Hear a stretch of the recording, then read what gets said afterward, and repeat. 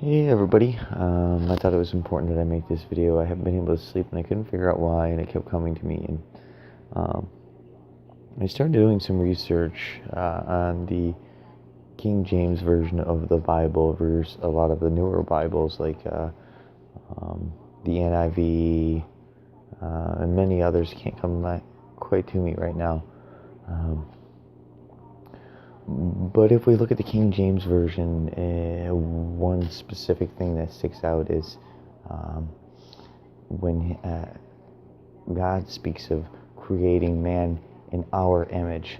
He says, let us create man in our image. And in the newer Bibles, the easier to understand Bibles, it says he or God created man in his image, and that's not true. That is the false God. You are all following a false God. You must read from the original King James Version of the Bible. Please listen. We're in perilous times.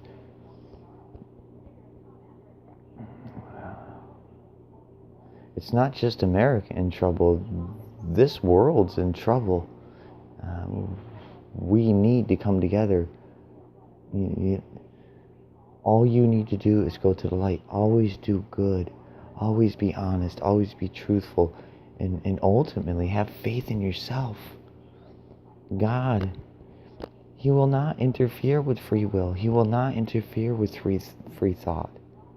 Why do you think God can't make two people fall in love with each other? So asking God to help you or asking God to do something for you, He can't, is going to leave doubt in your mind. You don't have to come in here and say you have doubt or you have doubted at one point. But if you're following the right God, I promise you, you won't have doubt. There will be no doubt at all. None.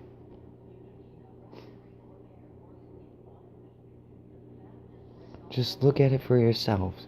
Take the original King James Version and set them side by side with any other Bible, and you'll see that they're not translations. It's wrote in the English language. The original King James Version. Actually, the correct term would be paraphrased.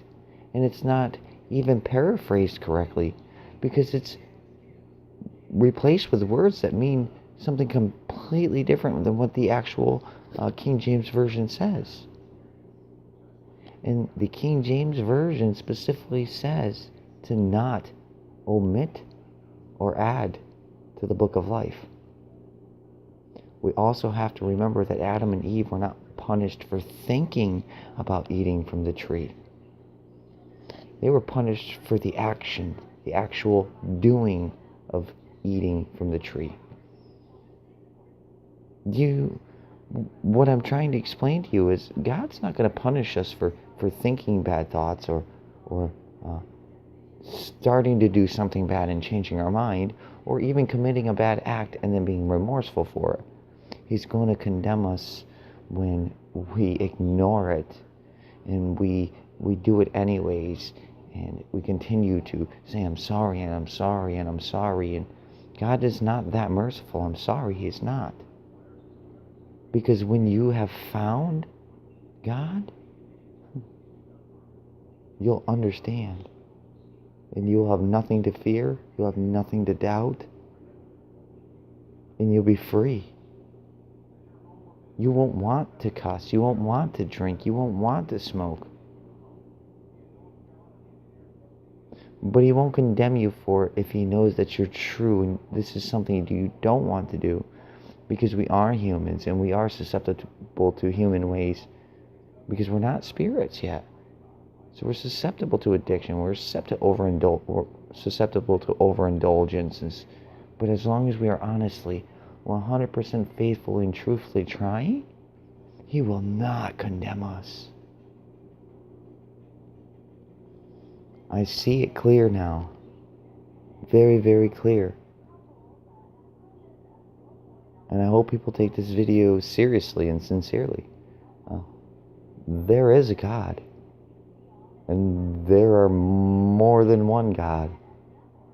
Whether it be God and Satan, or God and demigods, which are smaller gods.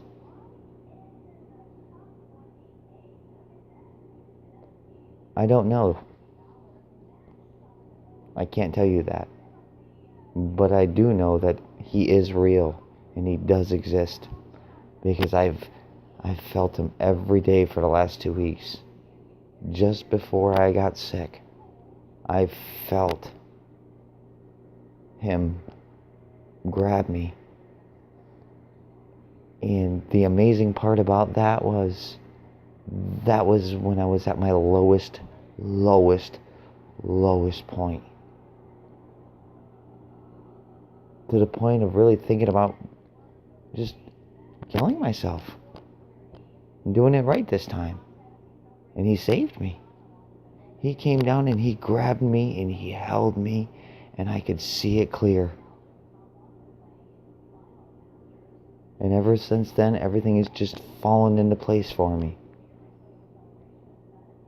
That doesn't mean it's easy. It's still hard, being in a wheelchair, not knowing what kind of day I'm going to have the next day, or if I'm going to be able to walk, or am I going to be stuck in bed all day, and, oh, it's raining out, I can't take my wheelchair out in the yard, but as long as I look to him whenever I get in those times, I'm okay. And one of the ways that helps me to connect with him is through music. Music isn't always what it seems to be like or sound like. If you really open your eyes to God and listen, when you really find him, every song you hear out there, you'll see a clear difference between darkness and light in the music. Every song. With that being said, I hope you guys take the King James Version and the NIV version and you set them side by side, and really, really look at them and read them and understand that God doesn't know the future either. That's why it's a prophecy. But we can change it. We just have to come together. Have faith in ourselves. Have faith in each other, and ultimately have faith in him. But it has to start with you. You have to have faith in yourself. That's the truth.